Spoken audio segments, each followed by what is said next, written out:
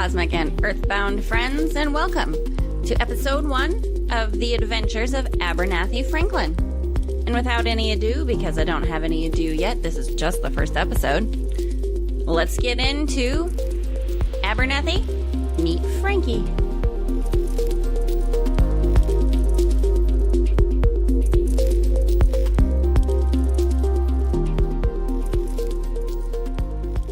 It was a particularly warm evening in August, or was it September, when I had a most intriguing, scarcely believable experience. Life-altering, I suppose one might say. I had readied myself for bed, brushed the pearly whites, donned the pink pajamas, or they may have been coral. Or it could have been persimmon. Is that how you say that? Persimmon? It's not important. Anyway, I was well snuggled in and on the point of dropping into a pleasant sleep when I heard a sound. It was a sudden shuffling or scuffle coming from the direction of the kitchen, as if a body of some kind had abruptly stopped itself on the edge of a chair and shifted it an inch or two. My eyes shot open, not much use in the dark, of course, and I tilted an ear in the direction of the sound, holding my breath and listening intently. Part of me desperately wondering why I did not routinely take a carving knife to bed. There came some more soft sounds of covert movement when... Well, no, wait, I'm getting ahead of myself here. It may be an imposition to my audience to backpedal at this moment of suspense, but I feel I would be doing a disservice if I did not provide some context and mention the nights preceding the incident. For several nights prior, I had been having the most vivid and unusual dreams. Throughout my life, I have often been a colorful dreamer, and I did not think much of it at first. But I had been dreaming repeatedly of a green light. Amidst dreaming of some other mundane subject, like arguing with my mother, or being late for class or work, becoming accidentally entangled in some murder and consequent body disposal, the usual. When my dream would be interrupted by a small sphere of glowing green light. It would appear in my periphery, arrest my attention, and I would begin to follow it. As I followed, the green sphere would grow larger and brighter until my vision was completely obscured by this bright green glow.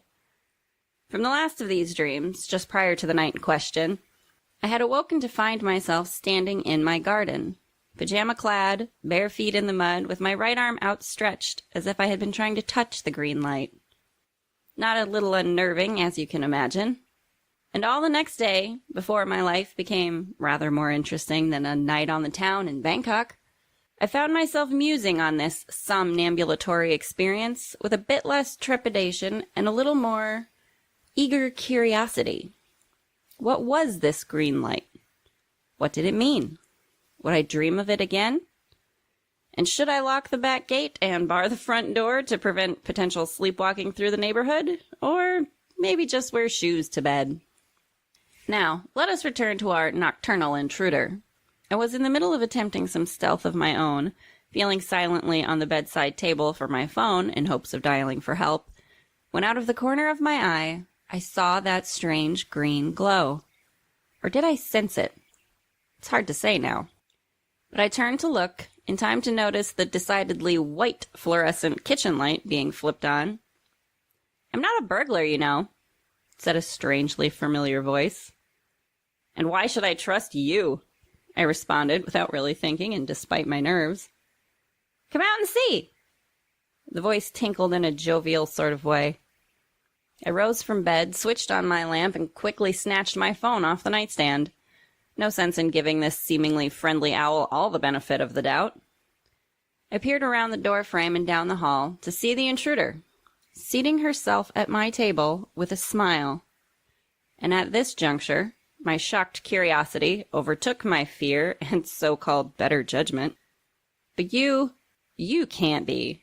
I shook my head as I approached the table, doing my best to clear the webs of insanity that had clearly overtaken every single last one of my gray cells. "Who are you?" "Abernathy Franklin. Pleased to meet you." Entirely too pleased, I remember being my first thought. While I admit that this figure did, in what appeared to be every detail, match my own personal visage to the proverbial T, I was not entirely prepared to accept that I was meeting my own doppelganger for a late impromptu chat whilst in my jammies. I am Abernathy Franklin. I placed as heavy an emphasis on the I as I could manage, half hoping that my "how dare you" tone might elicit a more reasonable response from my intruder. Yes, you are. Her demeanor was pleasant enough, albeit a tad on the chirpy side. If we had met accidentally at a coffee shop or some metaphysical crystal boutique, I might have been inclined to rather enjoy it. However, in present pajamaed circumstances, and considering she did break into my home after all, I was finding it a trifle irritating. Then who the hell are you? I asked, pointing at her accusingly with my Samsung. I'm you. Well, I'm one version of you. Her eyes rolled on that well.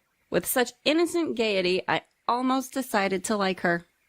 Then, of course, I was struck with the paranoia of every true crime, murder, death, kill, podcast, documentary series, or television program I had ever consumed, and promptly changed my mind. I'm calling the police. Yeah, I'm not sure that's the best idea.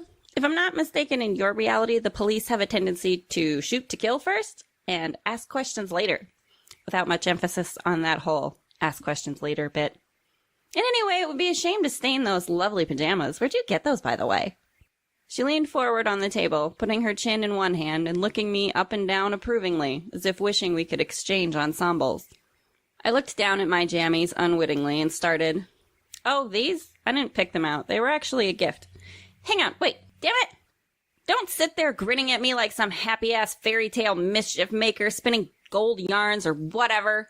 Explain yourself!" Honestly, she almost had me there. It really is much more fun to be on this side of the table. She squealed and sort of wiggle danced out of her chair. I have, of course, been on your side of the table, metaphorically speaking, and quite properly ticked off, as I'm sure you are now. I must confess, as she said these words, I did indeed have to suppress an urge to hurl the phone in my hand directly at her happy head. But then I realized it was also sort of my happy head, because she was me, and the resulting confusion gave me pause. I am Abernathy Franklin, she bowed theatrically. Abby to most family, Frankie to most friends, everlastingly wonderful weirdo to one and all, and I am you, from another dimension.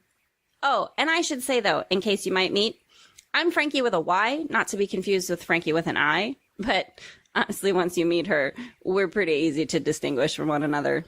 And I doubt she has half so much high-end taste in evening wear as you do. She smiled brightly, admiring my jammies again. You are insane. Or I'm insane, and you're my hallucination. In any case, you did see the green light, didn't you?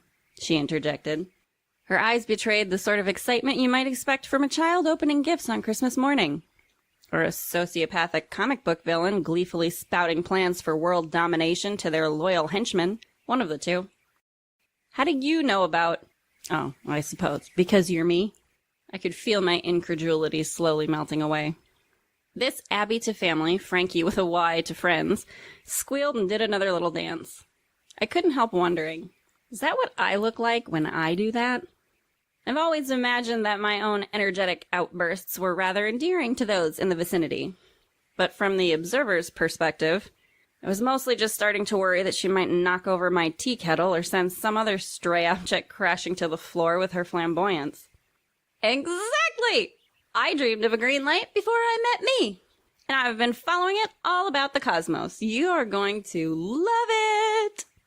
Her exhilaration was, not to be too self-praising, but intoxicating to a degree. Then I suppose I have always quite liked myself. Not in a vain sort of way. More of a, well, why not? Who else is gonna? And there was something magnetic about her joy. So, then what is it? The green light. That pressing desire to explore was creeping upon me. Think along the lines of, like, ancient Vedic teachings, Buddhism, the, chakras, energy. Your heart chakra is green, right? So as far as most of us can tell, it's some kind of follow your heart energy indicator type thing. And ours always has been a heart looking for adventure and mystery, hasn't it? Wait, how does that work? My own heart chakra energy, like, jumps out and runs away from me, and I'm supposed to chase it. So it's some kind of consciousness holographic projection. And this is where my brain started working rather harder than I generally prefer. And Frankie with a Y seemed to sense as much. Oh, we don't have all the answers to the mechanics of it. How dull would life be if we did? Just think of it as magic, or the universe, or angels, demons, fairies, whatever you like best.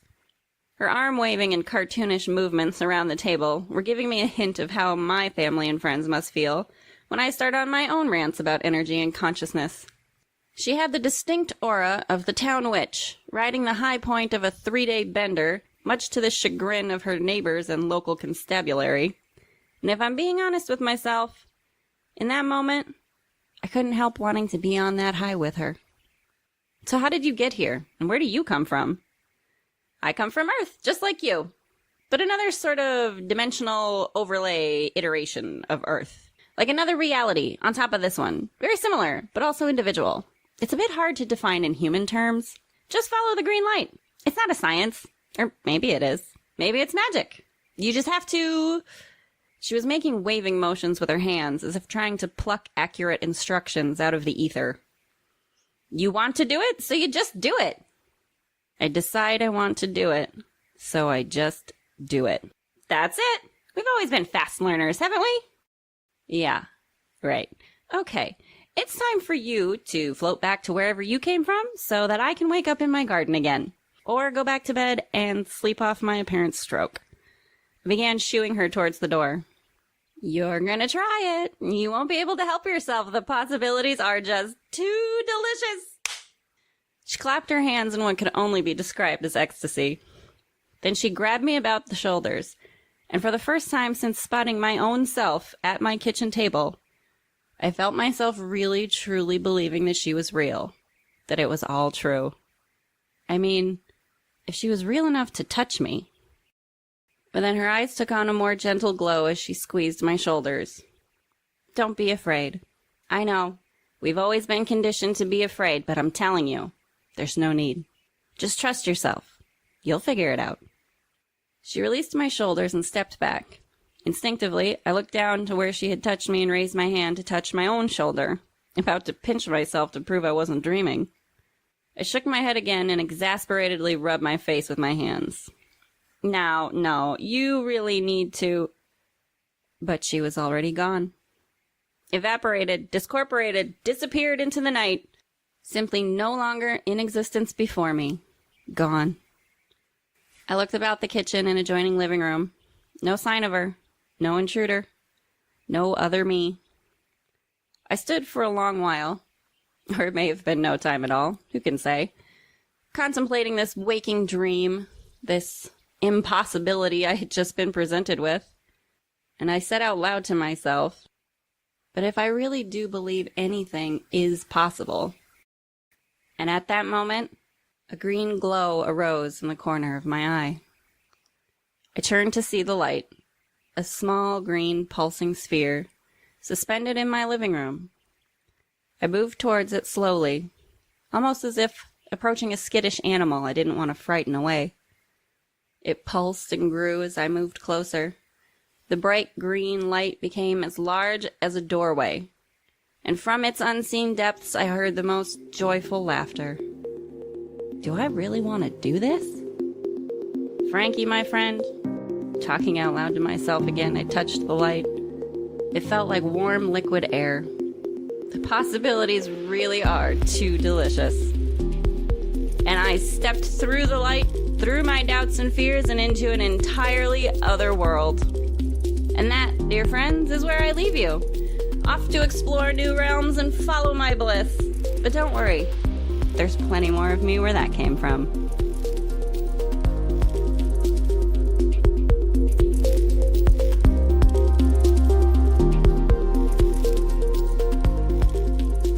Hello, cosmic friends and family. Thank you so much for listening to this first episode of The Adventures of Abernathy Franklin.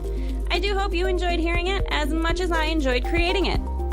I do plan to have a Patreon and an Acast supporter feature added to the description of my podcast, so if you feel like go funding some extra adventures with Frankie, then please do go find those links and support my stuff. You can follow me on TikTok and Instagram, h.overseth. And until next time, much love to all of you, my earthbound and cosmic friends. Wherever you happen to be out there, I hope you're doing well.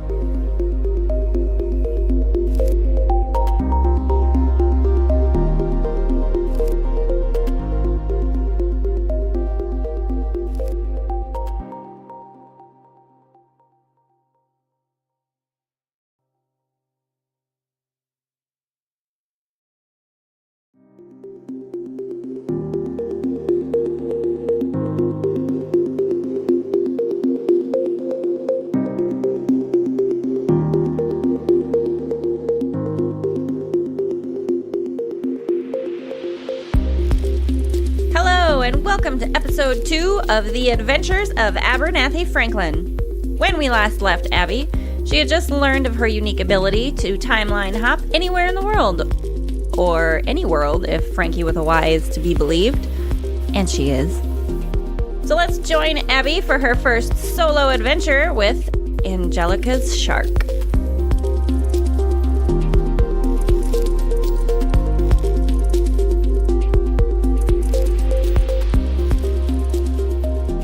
Nothing like the sea for soothing the nerves, I thought to myself as I sipped a strengthening cup of morning tea.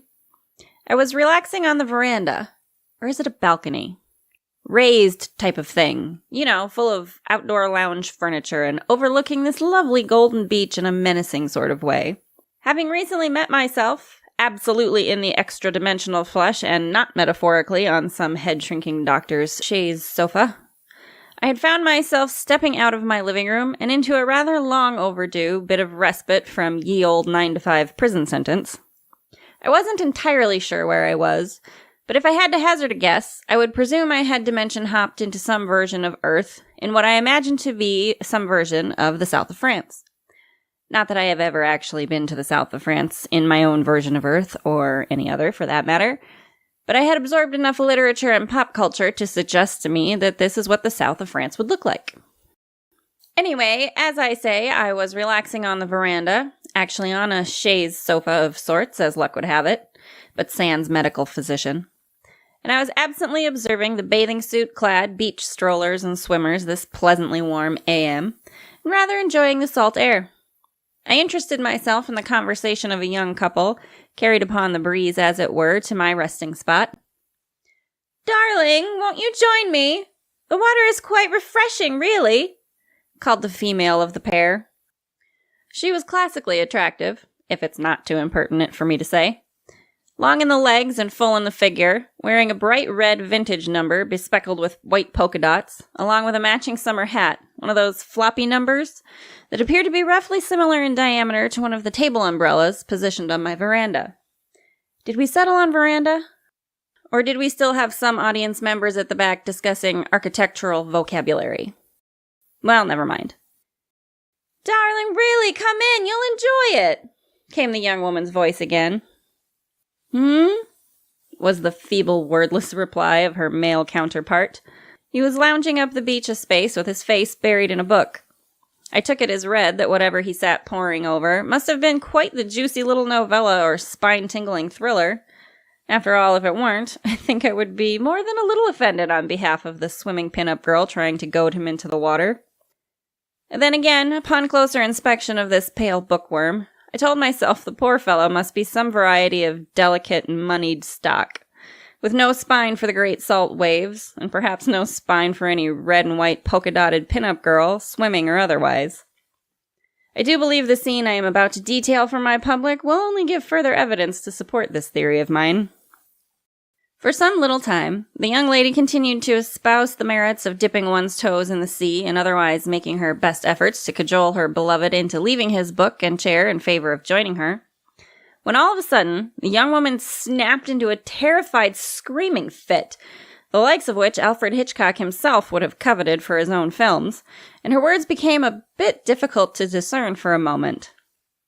"Angelica, really, is this necessary?" her limp and lazy partner oozed as he sat up half-heartedly and dangled his book away from his face in clear annoyance. Darling, I told you before we arrived. I don't really want to go into the ocean, he moaned in a spoiled sort of way. It's a shark, George! A shark! Help! This Angelica wailed, apparently rooted to the spot in fear, frantically watching the water about her. A shark? Replied this young, evidently George character. Darling, are you quite sure? I don't see any fins sticking up out of the water. It's a shark, George! Angelica spat in frustrated and still harried tones. Do something! But what can I do, darling? Pleaded George, only just now finally standing up and beginning to motion in her direction, though none too rapidly, I must say. Sebastian! Sebastian! There's a shark! Polka-dotted Angelica was now addressing what you could call a strapping young boy, who had hitherto gone unnoticed by me, as he hadn't been engaged in the proceedings up till now. However, at the behest of this Angelica, the sprightly-looking adolescent sprang forward, seemingly out of nowhere, or at least out of where I hadn't been paying much attention. A shark? Is it a big one? Woohoo! Stay there, sis! I know just what to do! And immediately this Sebastian darted out of sight again without any further explanation. None too comforted by her brother's exclamation and subsequent departure, this Angelica carried on with her panic-stricken shouting to George, who had moved himself closer to the action, but not so close as to let his own feet enter the water. George, I'll be eaten! It's attracted to red! I'm wearing red! It'll swallow me whole! Well, darling, why did you have to wear red? What am I supposed to parade about the beach in the nude? Of course not in the nude, no. Perhaps a shade of blue, better for camouflage, if you see what I mean. I had by now decided not to be offended on Angelica's behalf. If this George was half so much of a pathetic fish in the rest of life as he was now on this beach, bespeckled Angelica may well be better off eaten than to spend a lifetime with such a damp cheesecloth as poor book-faced George. And I suppose this great beast shall just wait for me to change into something else more suitable, shall he? Get help, you hopeless buffoon! Sebastian! Angelica bellowed, now seeming to be righteously incensed as well as afraid for the safety of her red-suited personage. Returning from I know not where, the retreated hero Sebastian returned with what he had evidently determined to be the right stuff. And mark my astonishment, as I watched this accursed Sebastian twerp produce from thin air, or perhaps a side pocket out of my eyeline, a whopping ruddy stick of dynamite, which, until that moment, I had only ever seen in happily violent cartoons. What on earth do you propose to do with that? George burst out in shock. Sebastian, don't! Begged Angelica, now moving through the waist-deep water away from the coming explosion. The shark, if there ever was a shark, for the nonce, had become somewhat of a side issue. Sebastian, no! Nothing doing. The kid Sebastian had already ignited a lighter and touched flame to fuse. He wound up like a professional ball player at the pitcher's mound and loosed the object in the direction of his sister. A shrieking Angelica dived below the surface and away from the explosive just soon enough to avoid loss of limb. There was the devil of a bang, and geysers of watery debris issued skyward and came splashing down upon all and sundry. Self, having ducked down behind my ample outdoor furniture for preservation, rose to see a soaking wet, blustering Angelica hauling herself up onto the beach, seemingly without grievous injury, but certainly the worse for wear, with Sebastian running to the rescue and darling George bringing up the rear. The entire commotion was drawing a small crowd, issuing forth a good deal of shouting from all sides in varying degrees of, "What's all this? My God, are you all right? What the bloody hell are you playing at?" Whether or not ties betwixt dear polka-dotted Angelica and poor, drooping George were being severed, I cannot say. Nor can I confirm or deny whether the creature from the deep got it in the gills, nor, in fact, whether there had been any gills to be gotten at all. No, dear friends, I did not remain in statu quo, as I believe the expression is. After all, I wasn't entirely certain where I was, and I had no interest in explaining how I got there to the gendarmerie, or whatever proper authorities were bound to appear in short order. I poured my tea defeatedly over the side of the veranda and retreated indoors to see if I could work out what sort of no-place-like-home trick would green portal me back to Kansas. So much for soothing the nerves, hey? Ah well, better luck next go-round. Cheers for now, dear friends. Abernathy Franklin, signing off.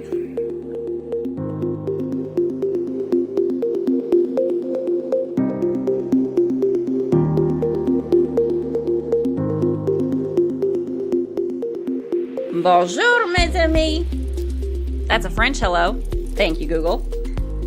Thank you for listening to episode 2 of The Adventures of Abernathy Franklin. I have roughly 6 more episodes from here sketched out so far, so go get on my Patreon and support my nonsense.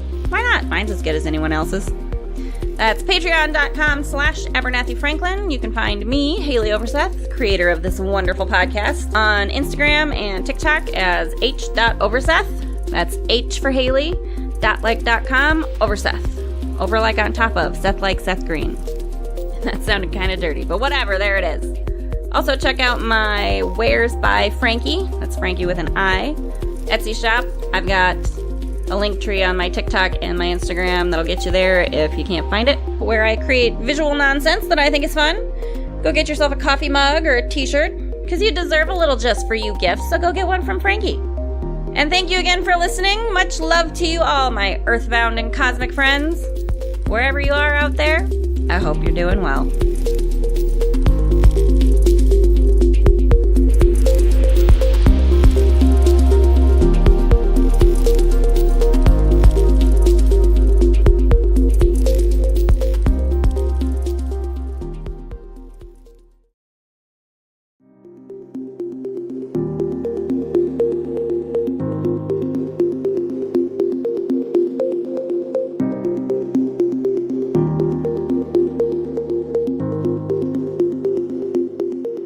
Hello, friends, and welcome to episode 3 of The Adventures of Abernathy Franklin. Thank you for joining us.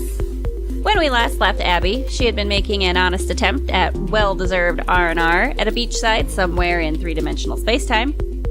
If you'll recall, that attempt was thwarted by a damnable delinquent of a boy with a stick of dynamite, which I suppose we must forgive him for. He was, after all, defending his sister's honor against an invisible shark, which is a valiant effort, to be sure. Today we catch up with Abby by reading a very well-composed letter that she wrote to another one of her infinite selves. So, let us not worry for the sharks and dive right in.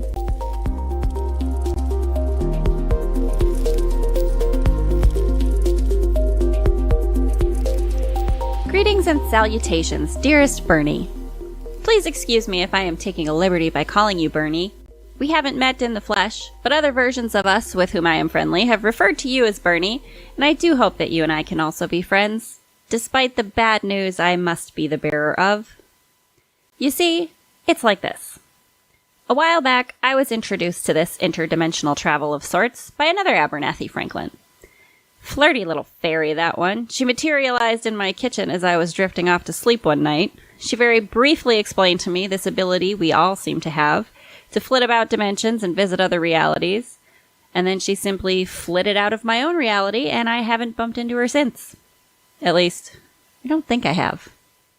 Anyway, in my excitement to navigate this strange reality jumping, and after a few false starts, including one attempt that led to a shark-infested beach and a stick of dynamite, excellent story I would love to share with you should we find occasion to meet. But anyway, I seem to have found myself in this facsimile of my own desired reality, that is to say, your reality. It has long been my own life dream to retire myself to a remote, relaxing lake house whilst still young and fit enough to enjoy it. So please allow me to take a brief moment to sincerely congratulate you. Well done, friend. Bien fait, as the French would say. And may I also applaud you on what must be a highly lucrative writing career, judging by your lavish little lake getaway. I hope you don't mind, but I spotted the neatly stacked copies of your latest, no doubt tasty narrative, sent by your agent for autographing, and swiped one off your desk, partly out of curiosity. I do plan to give it my undivided attention once I find my way home, and I look very much forward to giving you the shining review I'm sure it will deserve. If I can manage to find your reality again, and if you haven't decided to murder me. Now for the painful part. I do apologize sincerely in advance, as I'm sure this entire ordeal has caused you heaps of inconvenience. But before you damn me to eternal hellfire, hear me out.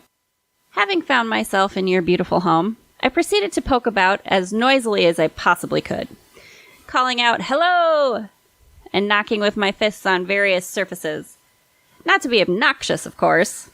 I just figured, well, I didn't particularly appreciate the Abernathy who snuck into my kitchen, all ninja burglar-like and spooking me half to death.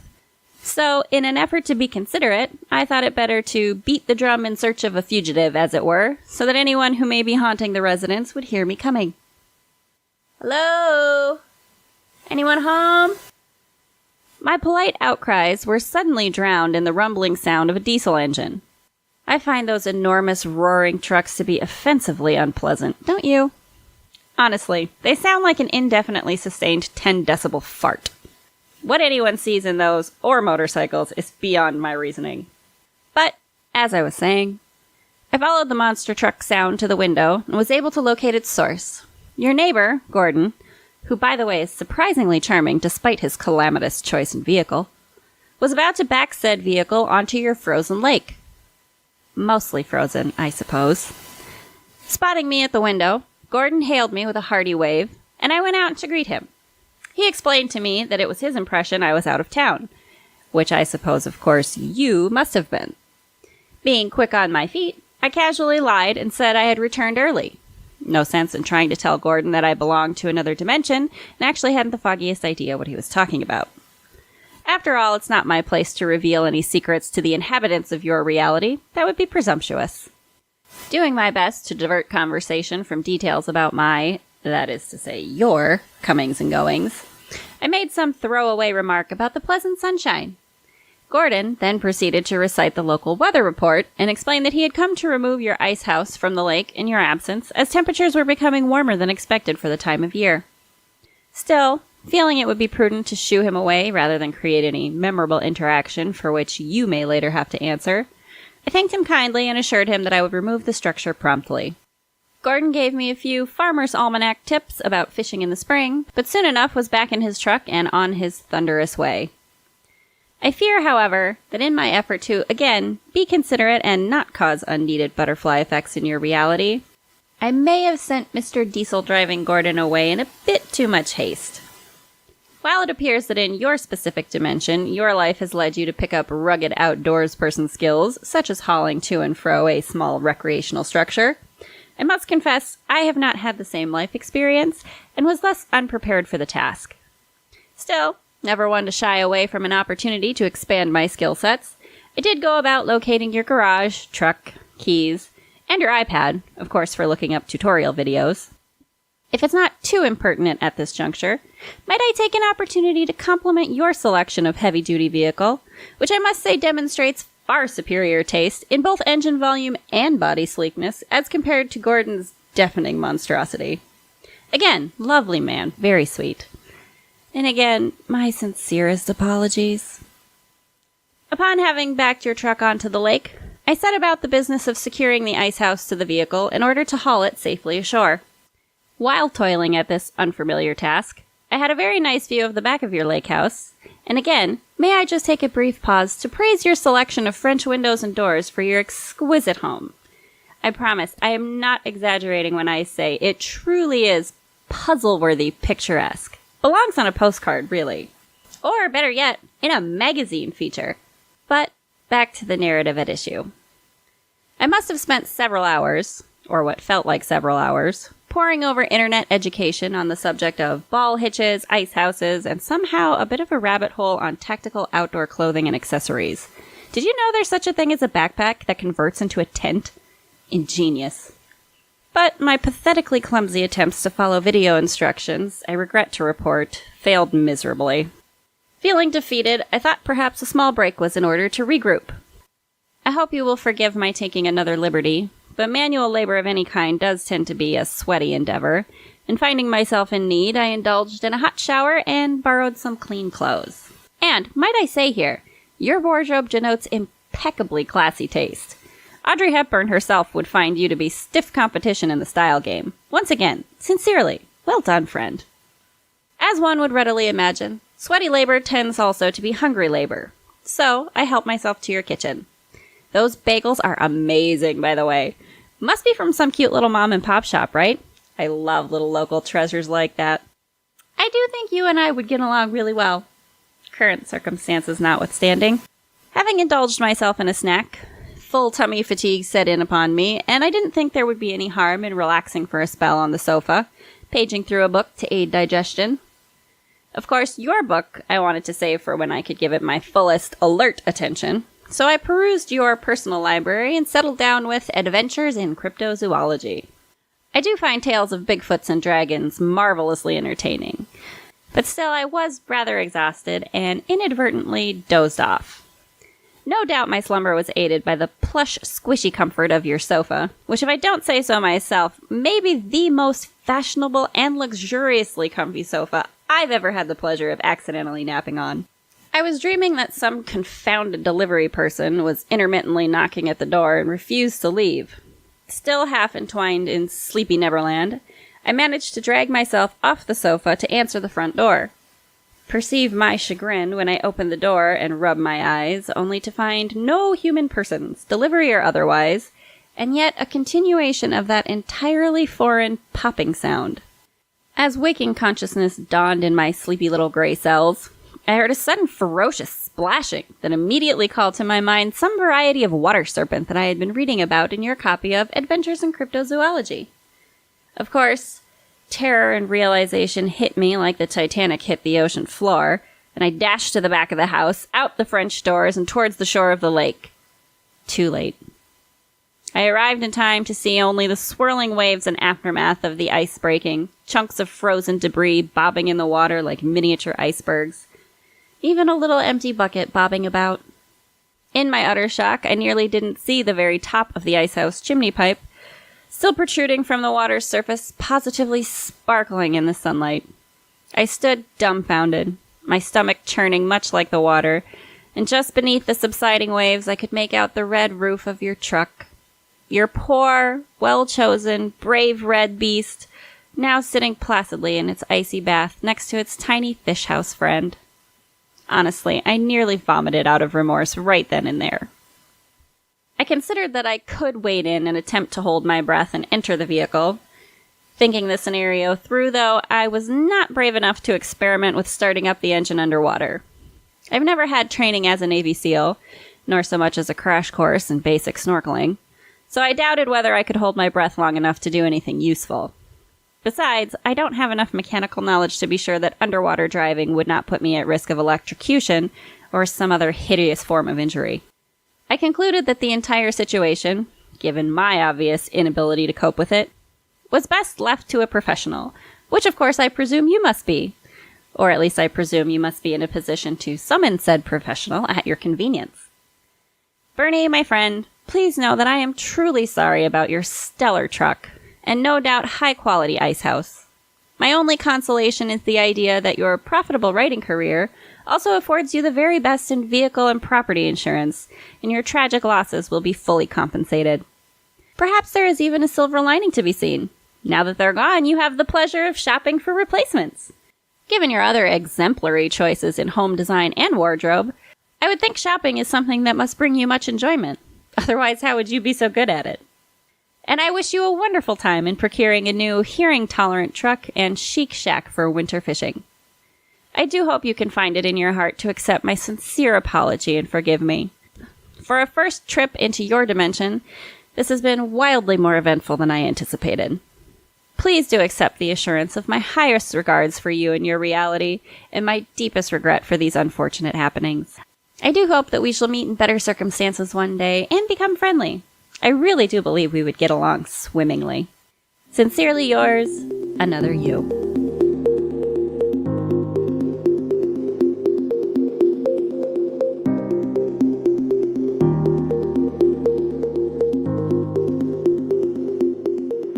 Woo!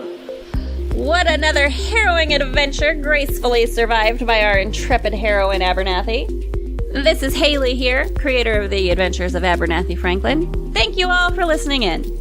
If you'd like to support more adventures with Abby, please check out my Patreon and become a subscriber. Or if you would like to make a one-time donation, use the PayPal donate option, both of which are linked in the episode description, and I shall be eternally grateful to you.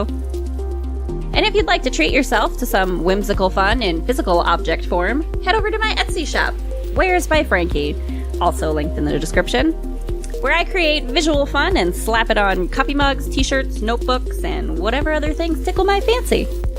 Or whatever other things are offered by Printify, the third-party printing service that actually slaps my designs on things and ships them to you. Whatever. So once again, thank you all for listening. I do hope you've enjoyed this episode as much as I enjoyed creating it. Follow me on TikTok and Instagram at h.overseth. I'm sure I'll set up a Twitter under that handle soon enough, too. Gotta keep up with the digital Joneses, don't we? And as always, much love to you all, my earthbound and cosmic friends. Wherever you are out there, I hope you're doing well.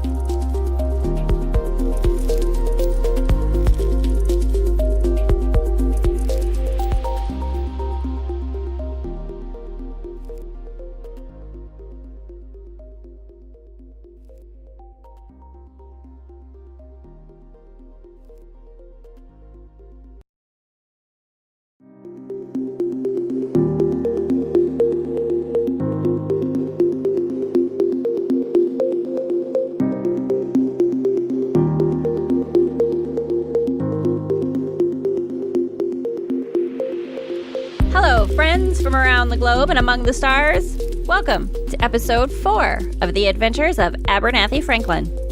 The version of Abby we last heard from had the tiniest of mishaps with a frozen lake, an ice house, and a red truck. Let's hope her next foray into timeline hopping goes a bit more smoothly. For this week's episode, though, we join another iteration of Abernathy, who has also interdimensionally stumbled upon Bernie's beautiful lake home. Will this Abernathy avoid further catastrophe? Let's find out.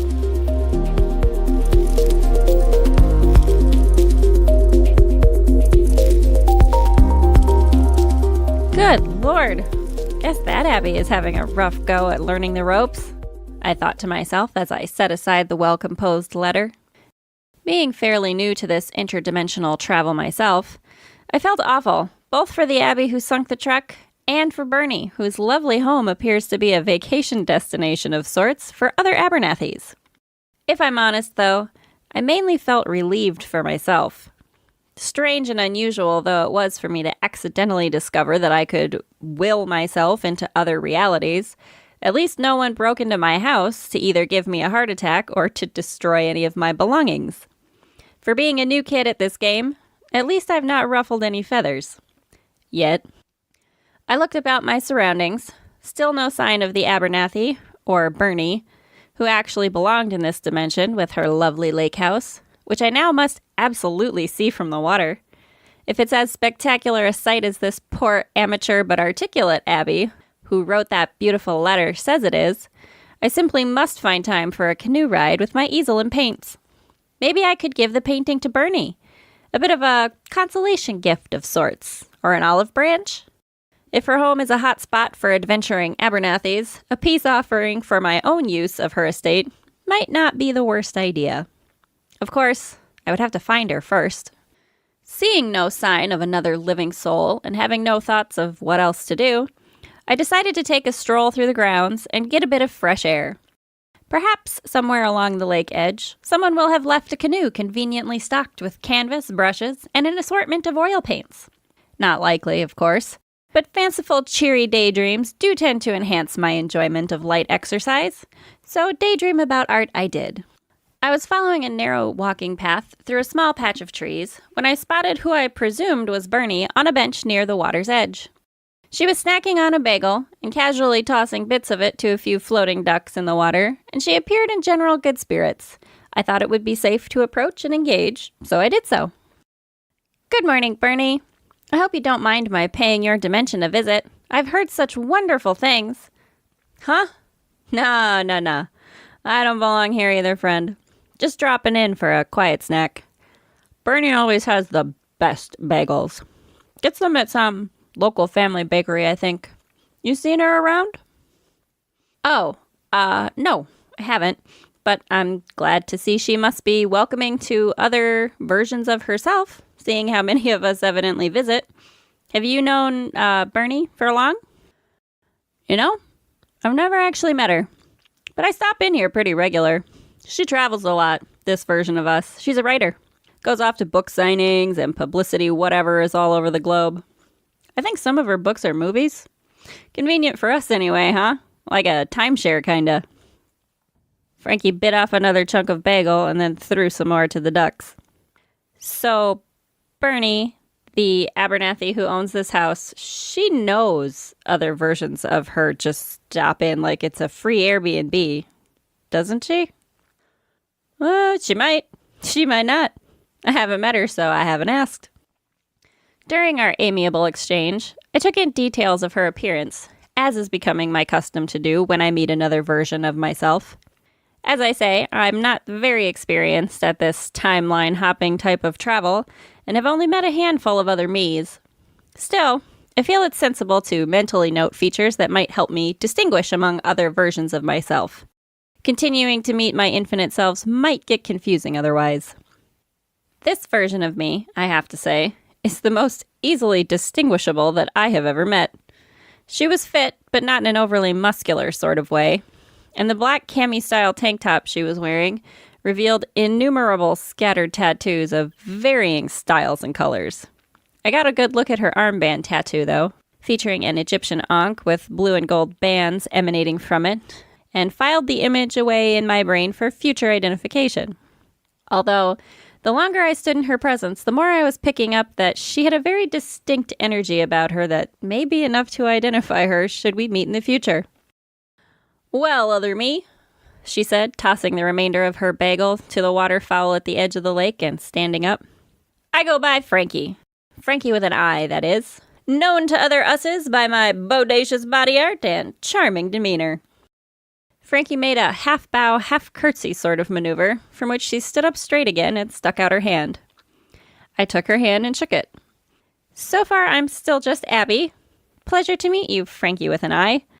So, you're not the one who left the letter, then?" I said, wondering just how many of us might be coming and going about this particular iteration of reality. "What letter?" she said absently as she used her pinky finger to dig a bit of bagel from her back teeth. "On the kitchen counter. You must have seen it when you got your bagel. A letter from another version of us to Bernie about the fishing shack and the truck that broke through the ice and sank." Frankie shrugged, clearly oblivious to the entire story. I only pop in when the weather is good. Not big on winter weather. But that must be what the insurance guy came about." She nodded her head in the direction of the house as if to indicate where this insurance guy was. "There's someone in the house? I didn't see anyone." "Huh. Guess he must have left. Getting to be lunchtime soon, though." Frankie pointed her right index finger perpendicular to her left wrist as if checking a tiny sundial. "The bagels are great, but what say we root around the cupboards for something a little more substantial, huh?" And without waiting for my response, she slapped me on the back and made towards the house. I confess, I still didn't have any better ideas of what to do with myself in this dimension, so I followed. Frankie took no time in setting about her mission, reaching into cupboards and the fridge, pulling out this and that. She really must visit this lake house dimension pretty regular, as she put it, as she seemed impressively familiar with where things were in this kitchen. She appeared to be gearing up to fix herself a sandwich when came the sound of a timid fist knocking on an interior door somewhere nearby, and a voice issued. "Mr. Pennywagon?" Frankie looked up briefly from spreading mayonnaise, but seemed otherwise undaunted in her task. As I was evidently the only one of us inclined to adhere to civic duties and social cues, I followed the sound around the staircase and looked down a long hallway. Standing partially bent with her ear to the door was yet another Abernathy Franklin. "Mr. Pennywagon? Are you all right?" Then she spotted me, and her eyes got wide, and she straightened up. "What are you doing here?" she whisper-screamed at me as she moved away from the door. I walked down the hall to meet her, and sensing she didn't want whoever Mr. Pennywagon was to overhear, I lowered my own volume. "Hello, nice to meet you. You must be Bernie? You can call me Abby. Lovely home you have here. I reached out a hand of introduction, which was promptly and unceremoniously slapped away. You can't be here right now. What if he comes out of the bathroom? I'm supposed to say you're my twin? Bernie shooed me further away from the door and back toward the kitchen. Ah, yes, that must be your insurance guy about the ice shack. Is there a problem? Bernie's expression changed from annoyance to uncertain concern. I'm not sure. He's been in there a while. Ah, well, I mean, that's awkward, but I suppose when nature calls. When nature calls at an insurance client's home, you help yourself to a half hour in the bathroom. Half an hour? I tried to put all the agreement I could in my tone. Not just to be polite, mind you. I did think that sort of use of a client's personal bathroom was a bit out of bounds. I don't know. It feels like half an hour. What if he's dead in there, had a heart attack or something? This Bernie version of myself was evidently a bit more tightly wound than the average Abernathy Franklin. Though, given the circumstances, who could blame her? Maybe you should check on him, I suggested. She threw her hands up in clear annoyance and then backed down to slap her thighs. And what if he's not dead in there and I just walked in on him, doing whatever? That'll go a long way to getting my claim approved. I pondered thoughtfully. Bit of a Schrodinger's cat situation. Bit of a what? Erwin Schrödinger, quantum physicist. I think he was a physicist. Had that famous thought experiment involving cats. You put a cat in a box and it's got some kind of poison that will be released by like an isotope that's degrading or melting or something of that nature. And you don't know if the cat is dead or alive while the box is closed. So theoretically, the cat is both alive and dead simultaneously. There's an undead cat in the bathroom? That's kind of cool. Frankie joined the party in the hall, hands full of what appeared to be a 2-tiered turkey on pumpernickel, positively bursting with lettuce and provolone. Or was it Swiss? What the hell are you doing? Bernie continued her strained whisper shouting, but was now directing her ire at Frankie. Hey, look who's home. How you doing? I'm Frankie. Will you keep your voice down? How am I supposed to explain 3 of me to Mr. Pennywagon? Bernie gestured down the hallway fiercely. Insurance dude's name is Pennywagon? Frankie snickered and took a huge bite of her masterpiece. Sucks for him. He's got a cat in there? She continued with her mouth full. I interjected. We were discussing Schrodinger's cat. It's a quantum physics thought experiment. Frankie swallowed. Open the box and you kill the cat. Essentially, yes. Which is why Bernie isn't sure whether she should open the bathroom door. 'Cause you might kill Pennywagon's cat? There is no goddamn cat! Bernie forgot her volume for a moment, then remembered quickly and waved her hands wildly at myself and Frankie in an effort to drive us into the kitchen.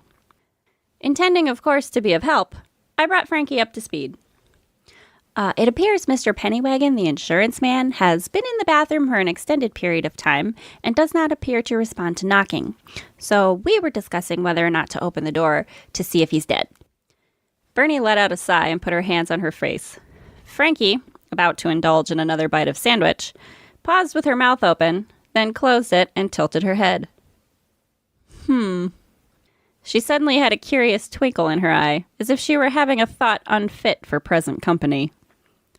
What? Bernie asked, looking up between her hands. What if he's like, She gestured with her sandwich-filled hands in the southerly direction of her person, which in the moment only served to perplex both myself and Bernie.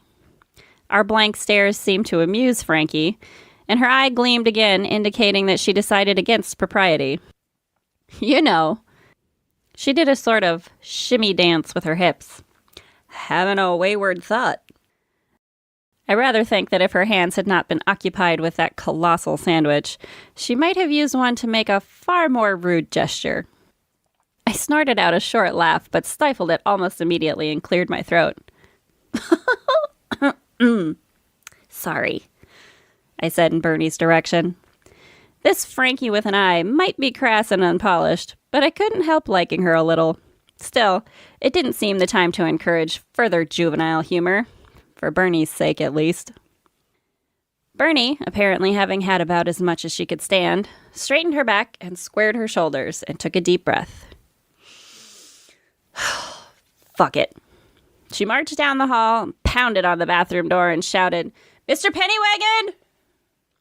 Frankie and I moved around the stairs to peer down the hall and stood rooted to the spot while Bernie poked her head inside the room and then stepped in. I walked down the hall instinctively, out of curiosity, while Frankie lagged behind for another bite of sandwich and called, "Is he dead?" I reached the bathroom door and found Bernie was standing in the middle of the otherwise empty bathroom, which I must say was surprisingly spacious for a guest bathroom. Or, what's the proper name for a main floor bathroom if it has a shower but not a tub? I never remember. "He's not even in here," Bernie snapped, thrusting her hands on her hips like an angry mother waiting for an explanation from her troublemaking brood. "Huh. How do you like that?" Frankie mused, bringing up the rear and taking another bite of her sandwich. I was about to explain that I had not used the bathroom and shamelessly indicate Frankie as the door-shutting culprit, but a disembodied male voice sounded elsewhere in the house and quieted our group promptly. "Miss Franklin? Hello?" "Pennywagon." Bernie scurried around and behind Frankie and I, haphazardly shoving us into the shower and pulling the curtain violently shut. "Miss Franklin, I've finished with my photos." Pennywagon's voice drew nearer. "I just have a few..." "Ah, there you are." Yes, sorry," Bernie spurted out in an outside voice. "Just, freshening up." "Miss Franklin, I just have some paperwork here for you to sign, and then I'll be on my way." Yes, thank you. Very good. Shall we go out to the kitchen?" Actually, speaking of freshening up, do you mind if I use your restroom just quick while you're looking these over?" The sound of papers exchanging hands was all that could be heard in the pregnant pause that ensued. Frankie and I looked at one another. My expression said, "Well, this is a potentially problematic situation. What do we do?" While Frankie's expression said, "Well, this is a funny little turn of events, isn't it?" Yeah," Bernie began to stutter. Yes, of course. I'll just be out in the kitchen signing these." We heard the door close, and I braced myself for the inevitable discomfort of what we were about to overhear. As Pennywagon took care of business, I looked over at Frankie, who was slowly biting yet again into her sandwich. Our eyes met, and I shook my head incredulously as if to say, "Are you serious right now?" Frankie shrugged her shoulders deeply and raised her eyebrows as if to reply, "What, just because he has to use the toilet, I gotta stop eating my sandwich?" I rolled my eyes and put a finger to my lips as if to respond, "Well, very well, if you must, just do it quietly." This bodily expression conversation was sufficiently engaging so as to prevent me from picking out the tune that Pennywagon whistled while he made water. Thankfully, that was all he did. The toilet flushed, and we breathed the silent sigh of relief as the door opened and the lights went out. I paused for him to walk further down the hall, then remarked in undertones to Frankie, "Ugh, he didn't even wash his hands." Better tell Bernie to wash hers then in case she uses his pen to sign.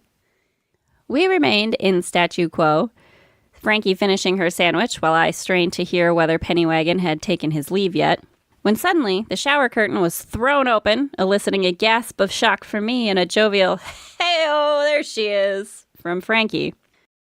"He's gone," Bernie said wearily, backing up and waving us out of the shower. We made our way back out into the hall again, and Frankie, hands now empty of the foodstuffs, said, "So, bonkers mini adventure like that sure gets you working up an appetite. Who's up for a bite? I know this banging little spot at a Nebula outpost." "Out," Bernie said, putting up a hand to silence Frankie. "Both of you, out of my house. Now." She pointed to the front door. Yeah, that's fair," said Frankie nonchalantly. I was beginning to wonder if this tattooed eating machine version of me also had some kind of social disorder or impairment that made her immune to human awkwardness. "Terribly sorry about all this," I began as we made our way to the front door. I do hope that we might get a chance to meet again. I would love to hear about your writing. Out! Get out! Out! Get out! Get out! Get out! Out! Bernie slammed the door the moment we crossed the threshold onto the front porch, definitely stamping out my opportunity to smooth things over. It would appear my interdimensional travel streak of unruffled feathers was at an end. Well, how about you then? Frankie asked, still blissfully unperturbed. Grab a bite? Ooh, I also know this awesome underground cafe on Venus. It's run by reptilians, but they're like totally the chill kind of reptilians. She raised her arm and moved her hand in a circular motion out in front of her, and a glowing green portal appeared out of nowhere. This Frankie with an eye was obviously more advanced than myself at this reality hopping. And, again, I didn't have any better ideas of what to do with myself, so I said, sure, why not? I do feel a bit hungry after all. After you. Frankie bowed and motioned for me to step through the portal like she was a high-class bellhop holding open the door to a fancy building. I laughed as I stepped through the portal with Frankie close behind. As she guided me to our destination, I made another mental note to myself. This time, to write a sincere apology letter to Bernie for all the additional trouble. She really did have a lovely home.